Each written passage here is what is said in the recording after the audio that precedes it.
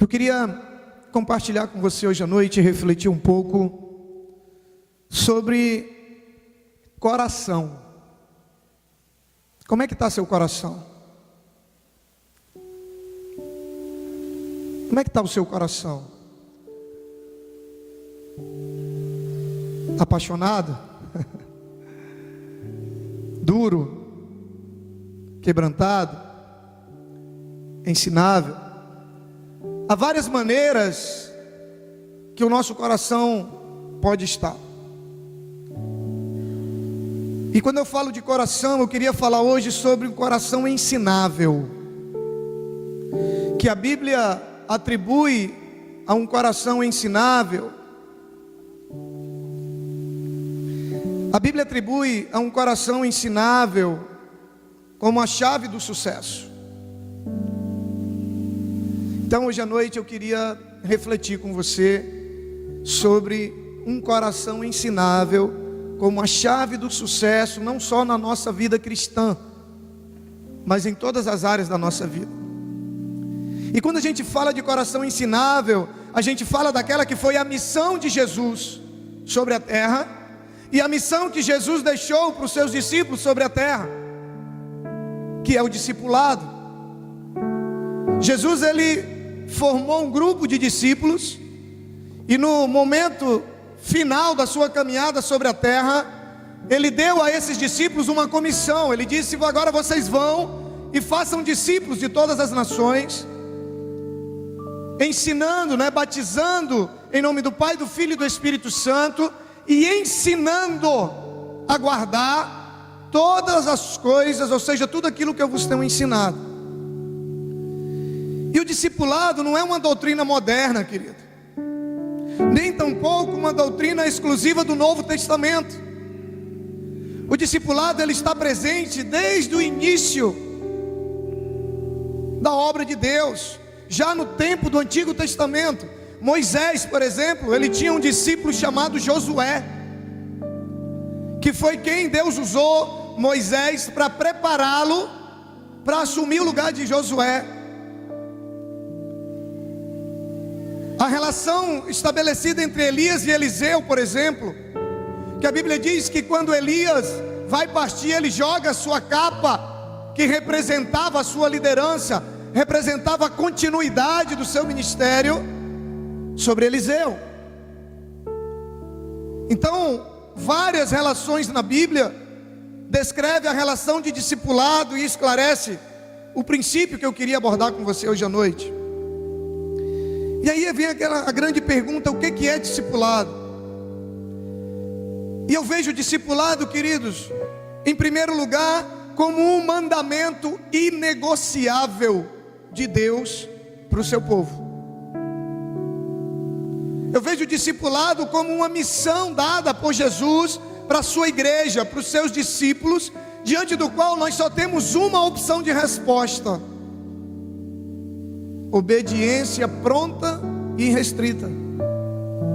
Jesus não nos chamou para cantar, Jesus não nos chamou simplesmente para pregar, Jesus não nos chamou para fazer novos convertidos, Jesus não nos chamou para dançar, Jesus nos chamou para fazermos discípulos. Então eu vejo o discipulado em primeiro lugar como um mandamento inegociável de Jesus para os seus discípulos. E a minha convicção é de que o discipulado, um a um, ele é a medula que sustenta todo um corpo chamado igreja. Jesus, ele foi acompanhado pelas multidões, mas ele focou no relacionamento com 12 homens, os quais ele discipulava algumas vezes em grupo, mas o foco dele estava no seu relacionamento pessoal com cada um deles. O discipulado, ele é a espinha dorsal que sustenta um corpo chamado igreja. Discipulados são vínculos íntimos, sólidos, entre duas pessoas: um discipulador e um discípulo. Não é simplesmente uma classe cheia de alunos com um professor à frente. Discipulado não é um relacionamento de aconselhamento esporádico quando algo não vai bem. Não, não é isso. Discipulado não é duas pessoas reunidas com o propósito de estudar a Bíblia. Também não. Discipulado é algo que vai além disso. Discipulado é um relacionamento que se estabelece entre duas pessoas com um propósito que haja ali transferência de vida. Transferência de vida. São vínculos íntimos de comunhão entre duas pessoas, o discipulador e o seu discípulo. E nós olhamos na Bíblia e nós vemos a todo momento os profetas, todos eles tinham seus discípulos. Os líderes tinham seus discípulos. Quando nós olhamos a história da igreja de Atos, nós vemos quando saíam para evangelizar de 2 em 2. E quando nós falamos desse relacionamento, onde o discípulo ele deve ser aberto, maleável, tratável e ter um desejo de se formar em Deus, ter o desejo de se tornar tudo aquilo que Deus sonhou para a vida dele. E o discipulador, ao mesmo tempo que o discípulo deve ter esse coração desejoso de aprender, aberto, tratável, o discipulador deve ser alguém, em primeiro lugar, aprovado, discípulo de outro, porque quem não está disposto a aprender, nunca vai estar pronto para ensinar. Então o discipulador, em primeiro lugar, ele tem que ser um discípulo. É o que lhe dá autoridade para ensinar, é o fato dele também aprender. E aí o que eu acho de mais importante para mim isso é fundamental nós compreendermos nessa relação de discipulado, que é o papel do discipulador, alguém disposto a levar o discípulo a uma posição mais elevada em Deus. Se eu fosse usar um termo moderno para discipulador, eu usaria coach, que em inglês quer dizer treinador, e tem sido muito usado no mundo corporativo hoje, como alguém que vai ajudar um profissional a se tornar o melhor que ele pode naquilo que ele faz. Um outro termo que também poderia ser usado é o personal trainer. Quando alguém contrata um personal trainer para lhe ajudar na sua condição física, qual é o papel desse profissional? É ajudar você a se tornar o melhor que você pode no seu condicionamento físico. Então esse é o papel do discipulador, da discipuladora. É ajudar você a se tornar o máximo em Deus. É ajudar você a se tornar o melhor cristão que você pode ser. É ajudar você a viver todos os sonhos e os projetos de Deus para a sua vida. Esse é o papel do discipulador. E quando nós olhamos para esse conceito de discipulado, e aí eu quero ler com você Provérbios capítulo 19, versículo 20, onde o texto diz assim: ouve o conselho e recebe a correção, para que no fim sejais sábio. Ouve o conselho e recebe a correção, para que no fim sejais sábio. Esse é o desejo de Deus. Quando nós falamos desse conceito de discipulado, requer alguém com um coração ensinável.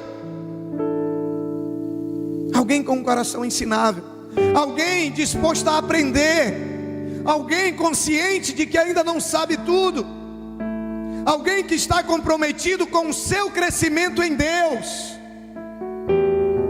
alguém que está comprometido em se tornar aquilo que Deus o chamou para ser, alguém que está comprometido em viver dentro de uma qualidade de vida que Deus estabeleceu para ele. E nós só vamos alcançar isso se nós tivermos um coração ensinável. A base do discipulado é um compromisso de submissão, de andar na luz, de se deixar tratar. A existência desse relacionamento é que define se está havendo discipulado ou não. Você pode se encontrar 7 dias na semana com um discipulador, mas se você não tiver um coração disposto a aprender, disposto a ser tratado, disposto a ser transformado, disposto a crescer, enquanto não se estabelecer essa relação, não há discipulado. Pode haver um encontro de comunhão, pode haver um encontro de amigos, pode haver até conhecimento bíblico, você pode estudar a Bíblia junto, mas se não houver esse coração ensinável, não há discipulado. Eu costumo dizer que nós somos como um prédio. Nós somos como um prédio, onde cada apartamento desse prédio é uma área da nossa vida. E dentro de cada apartamento desse existem algumas coisas que precisam ser arrumadas de vez em quando, assim como nas nossas casas. Existe, por exemplo, o apartamento das finanças. Existe ali o apartamento, dos relacionamentos familiares, relacionamentos amorosos, relacionamentos fraternais. Existe o apartamento da nossa vida profissional. E em cada um desses apartamentos que representam as áreas da nossa vida, há alguma coisa dentro de nós que precisa ser arrumado de vez em quando para que a gente viva bem, né? É necessário que esses apartamentos, de tempo em tempo, eles estejam sendo limpos.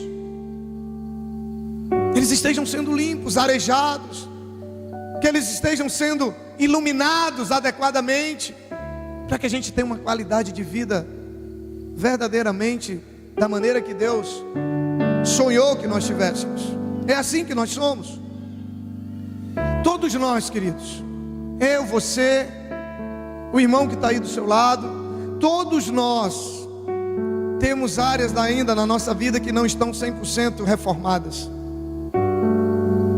E nós precisamos nos expor à palavra, para que haja iluminação, para que haja luz. Eu ouvi uma frase no EDD que me marcou muito. O pastor Giovanni, ele disse, quando ele falava sobre transparência, e tem um livro muito precioso do pastor, se eu não me engano, do pastor Luciano Subirá, que fala: transparência, a nobre decisão de viver sem máscaras. Nós falaremos sobre isso posteriormente. Mas a frase que me chamou a atenção do pastor Giovanni é quando ele diz: o que está na luz está na cruz, mas o que está nas trevas, o que está oculto, está nas mãos do inimigo, está nas mãos do diabo. E no momento certo ele vai colocar na luz, para atingir o propósito dele. Qual é o propósito do diabo, querido? Roubar, matar e destruir.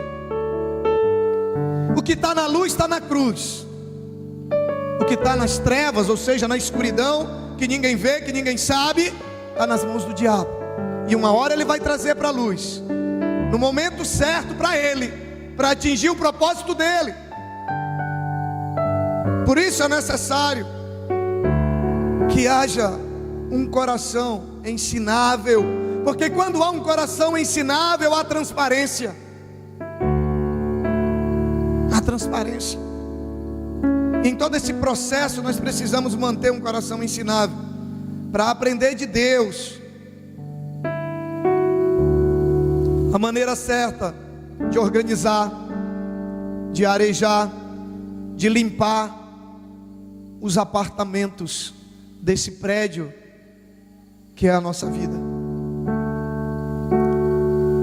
E aí, queridos, esta é a maneira mais fácil de se ter sucesso em qualquer área da nossa vida. Por exemplo, se você zela pela sua vida profissional, se você é alguém que de tempo em tempo você está lendo, você está aprendendo, você está buscando aperfeiçoamento, você está buscando crescimento, você vai ser uma pessoa bem-sucedida em tudo aquilo que você fizer. Esse princípio também é aplicado à vida cristã. Todo esse processo é necessário para que haja o sucesso, esse coração ensinável. Dizem por aí que quem quer ir rápido, vai sozinho. Mas quem quer ir longe, vai acompanhado. Não é à toa que Deus, ao longo de toda a sua palavra, Ele sempre deu ao seu povo líderes, pastores, homens aprovados para ensinar o seu povo, para que pudesse levar o seu povo a se tornar aquilo que Deus verdadeiramente queria que ele se tornasse. E aí eu queria compartilhar com você um texto do livro O Mestre da Sensibilidade, do Augusto Cury, que eu achei muito interessante, e eu quero repeti-lo aqui na íntegra, porque tirar ou acrescentar algo a esse texto torna-se extremamente desnecessário. E ele diz o seguinte: na escola da vida não há graduação. Quem se sente diplomado faz perecer sua criatividade, pois vai perdendo a capacidade de ficar assombrado com os mistérios que a norteiam. Tudo se torna comum para ele, nada havendo que o anime ou o instigue.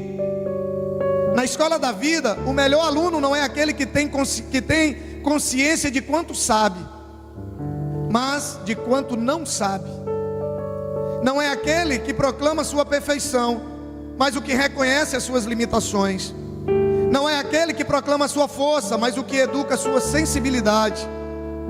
Diante da sinuosidade da vida, como podemos avaliar a sabedoria e a inteligência de alguém?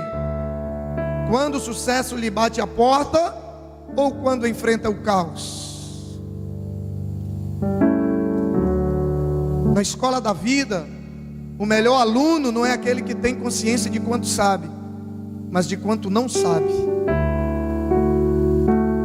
O melhor cristão não é aquele que tem consciência do quanto ele sabe, mas de quanto ele não sabe e ainda precisa aprender. O melhor profissional não é aquele que tem consciência de quanto ele já sabe, mas de quanto ele ainda não sabe e ele precisa aprender. Entrar no padrão de discipulado é entrar no padrão de Jesus.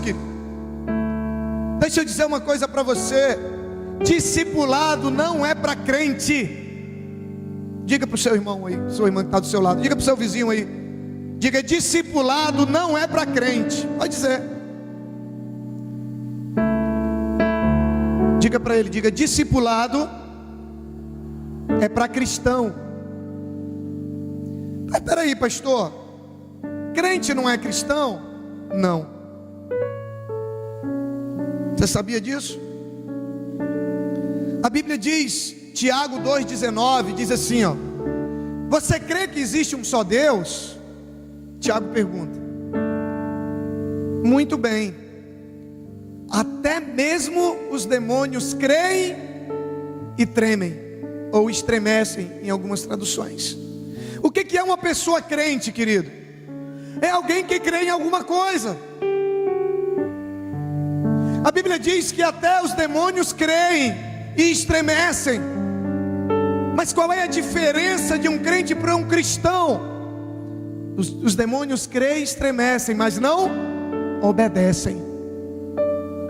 O que nos caracteriza como cristão? Alguém que é seguidor de Cristo. O que nos caracteriza como um seguidor de Cristo? Alguém que obedece os seus mandamentos.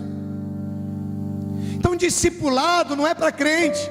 Crente até Paulo era, até Saulo era, perdão, que antes da experiência dele com Cristo ele não era Paulo, ele era Saulo. Crente até Saulo era. E a Bíblia diz que ele era exemplar. Ele conhecia muito. Crente até o diabo é. Crente até Saulo era. Crente até eu era. Crente Até muitos no mundo são, porque tem muita gente lá vivendo nos padrões da sua própria vida, vivendo nos padrões da sua intelectualidade, vivendo nos padrões da sua mente, e diz que crê em Deus, que crê em Jesus. Crente, tem muitos até dentro da própria igreja, que vem aos cultos todos os domingos, que vai aos cultos todas as quartas-feiras, que vai até mesmo a todas as células, mas que não tem um compromisso de obediência com aquilo que aprende. Isso é crente. Crê em Deus, crê que Deus existe, crê em Jesus, mas não há obediência, não há um compromisso com os princípios e com os mandamentos. Crente até o diabo é. O diabo, ele não tinha como não ser crente, porque ele era um anjo, ele conheceu a Deus. Crente até o diabo é. Agora, cristão, somente os discípulos são. Cristão, somente aquele que tem um compromisso em se tornar um discípulo de Cristo, em se tornar um seguidor de Cristo.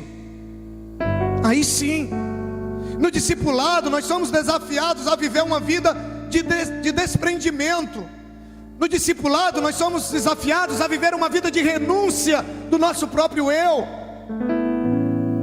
tanto o discípulo quanto o discipulador, negando a nós mesmos, diariamente tomando a nossa cruz. E isso, para mim, queridos, é o centro do Evangelho. O centro do Evangelho é eu me tornar cada dia mais parecido com Cristo.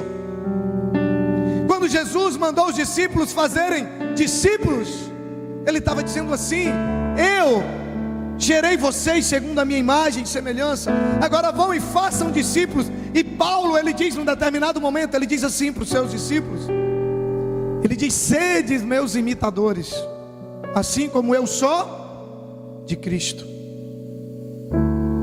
Paulo estava fazendo discípulos. Nós encontramos na Bíblia tantos textos que nos desafiam a fazer aquilo que Jesus veio fazer, e aquilo que Jesus veio nos chamar a fazer, que é servirmos, honrarmos, nos submetermos uns aos outros, edificar uns aos outros. Eu escolhi apenas dois. Você não precisa abrir a sua Bíblia, depois você pode conferir. Efésios 5:21 diz assim: sujeitem-se uns aos outros por temor a Cristo.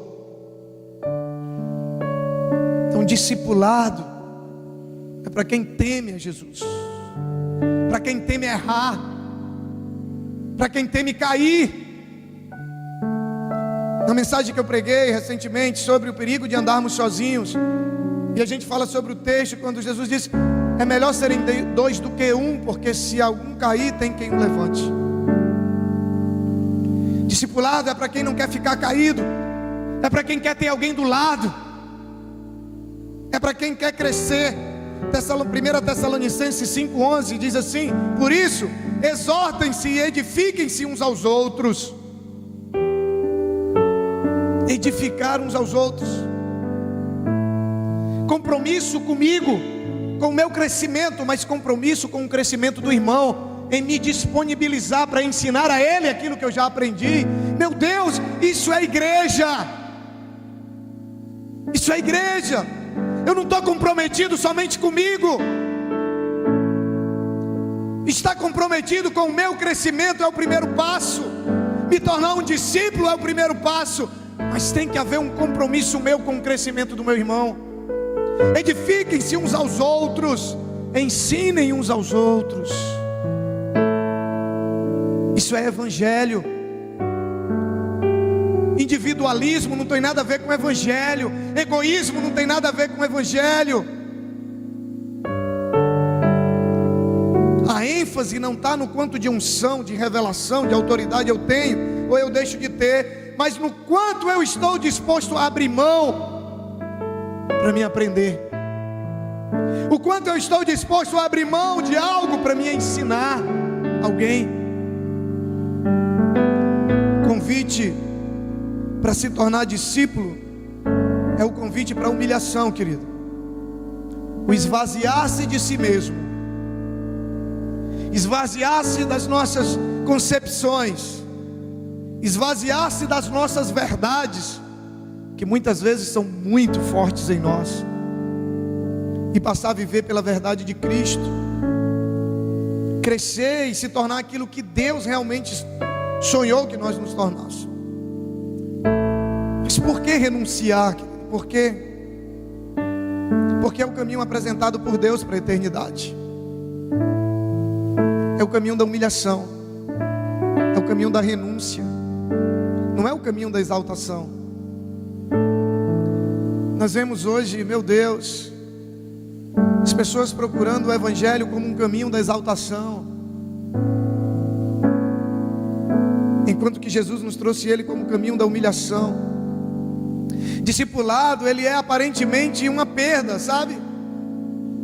Discipulado aparentemente é uma perda do meu orgulho, é uma perda da minha vaidade, é uma perda do meu eu. Mas como ganhar algo sem perder? Jesus disse: aquele que quiser ganhar a sua própria vida, perdê-la-á. Mas aquele que perder a sua vida por amor a mim, ele vai ganhar. Parece algo contraditório, mas não é. Jesus está falando do discipulado, de abrir mão da minha vida para viver a vida dele. Quem não aceita vai viver uma vida medíocre. Qualquer vida que você possa viver fora do padrão que Deus estabeleceu para você, quando essa vida é comparada ao que Deus tem para você, ela se torna uma vida medíocre. Porque nada nesse mundo pode te oferecer a qualidade de vida que Deus pode. E quando eu falo de qualidade, eu falo de qualidade interior. Estou falando de recursos, estou falando de vida abundante. Quando Jesus fez discípulos, é porque o desejo dele era de que eles vivessem tudo aquilo que Deus tinha para eles, e que nós só podemos desfrutar quando nós passamos a viver dentro de um padrão de vida estabelecido por Deus para nós. E esse padrão de vida é impossível nós alcançarmos sozinhos. É impossível. Jesus, ele nos desafia a vivermos uma vida de aprendizado. Na escola da vida, o melhor aluno não é aquele que tem consciência de quanto ele sabe, mas de quanto ele não sabe. E essa escola da vida envolve a nossa vida cristã, a nossa vida profissional, a nossa vida pessoal. Isso é um princípio que deve ser aplicado a todas as áreas da nossa vida. Quando nós chegamos à conclusão que nós não precisamos mais de ninguém para aprender. Tem gente que se torna tão maduro, tão maduro, tão maduro. Quando um fruto se torna tão maduro numa árvore, o que acontece com ele, querido? Apodrece e cai. Tem gente que se torna tão maduro que apodrece e cai. Mas esse não é o desejo de Deus para nós. O desejo de Deus para nós é de que nós tenhamos um coração igual o de Provérbios 19 e 20. Coração ensinável, coração tratável, coração disposto a aprender. E também o desejo dele é de que nós tenhamos um coração disposto a ensinar, de que edifiquemos uns aos outros, de que nos preocupemos sim com o nosso crescimento, mas que também tenhamos uma preocupação com o crescimento do irmão. Isso é igreja, querido. Isso é cristianismo. Isso é cristianismo. Isso é humildade. Isso é simplicidade. Isso é companheirismo. Isso é irmandade fraternal. Isso é tudo aquilo que Deus sonhou para o seu povo. Nós só vamos alcançar o melhor de Deus para nós, na nossa vida, se nós tivermos alguém para nos ajudar a chegar lá. Sozinho nós não conseguiremos. Eu quero orar nessa noite por você que quer receber de Deus um coração ensinável. Você que de repente reconhece que tem dificuldade de ouvir. Você que de repente reconhece que tem dificuldade de aprender. Você que de repente reconhece que talvez até já tenha um coração ensinável, mas quer mais. Você quer dizer: Senhor, eu quero um coração quebrantado, eu quero um coração disposto a ensinar, a aprender, mas eu quero também, Senhor, um coração disposto a ensinar. Eu quero ser alguém disposto a edificar a vida de outras pessoas. As grandes transformações na nossa vida, elas só vão acontecer quando nós tivermos um coração ensinável, um coração disposto a obedecer, disposto a ouvir, disposto a aprender. Amém?